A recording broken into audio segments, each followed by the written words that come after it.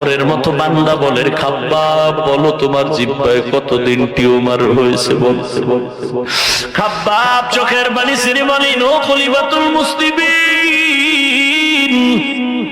আল্লাহর শপথ জীবনে আমার কোনদিন জিহ্বার মধ্যে টিউমার হয়নি।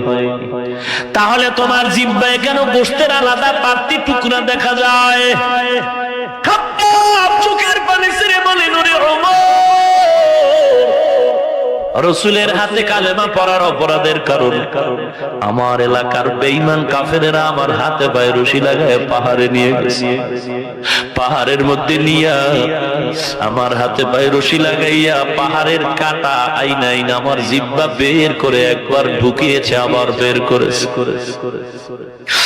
আর বলেছে, খাব্বাব কালেমা ছেড়ে দিবি কিনা বল। আমি চোখের পানি ছেড়ে ছেড়ে কথা বলতে পারি না, দিলটা মাওলা দিয়ে ঘুরে।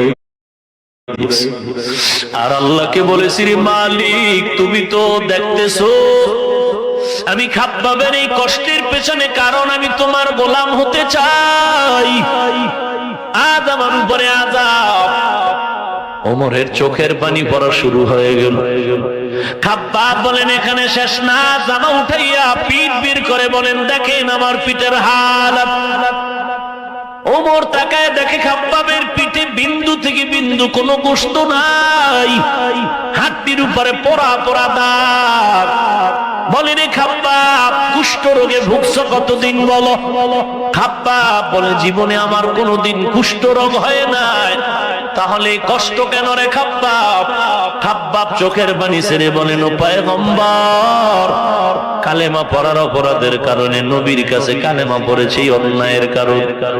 বেঈমান কাফেরেরা আমার হাতে পায়ে রশি লাগাইয়া ওই পাহাড়ের চেটিয়াল ময়দানে নিয়া জ্বলন্ত আগুন জ্বালাইয়া আগুনের কয়লার উপর আমি খাব্বাবের চিৎ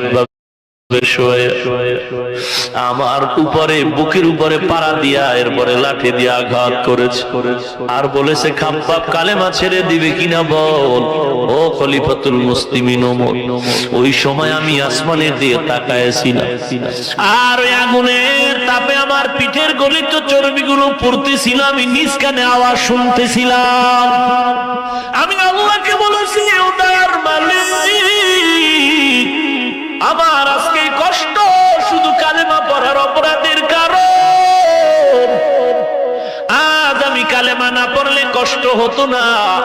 আয় আল্লাহ, আরো কষ্ট যদি আসে আমি ধৈর্য ধরে নিতে চাই, এরপরও কবরের আযাব সহ্য করতে পারবো না, জাহান্নামের আগুন সহ্য করতে পারবো না।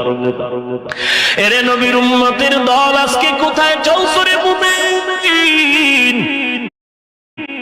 এই ময়দানে যুবক, আজকে তুমি বাহাদুরি করো, তোমার মা নাই, তোমার বাবা নাই, অন্ধকার কবরে চলে গেল। একদিন তোমার ডাক আসবে, তুমিও চলে যাইবে। মসজিদের খাট তোমার কিনারা, কোথায় রাখবা? ওই বাঁশবাগান যেখানে দিনের বেলা যাইতো মানুষ বড় ভয় পায়। ও বাড়িওয়ালা ভাই, তুমি আর একজন বাড়িওয়ালার দিয়ে তাকাও, বাড়ি পড়ে আছে, বাড়িওয়ালা নাই। ও গাড়িওয়ালা ভাই, তাকায় দেখো, তোমার মতো কত গাড়ি পড়ে আছে, গাড়িওয়ালা নাই।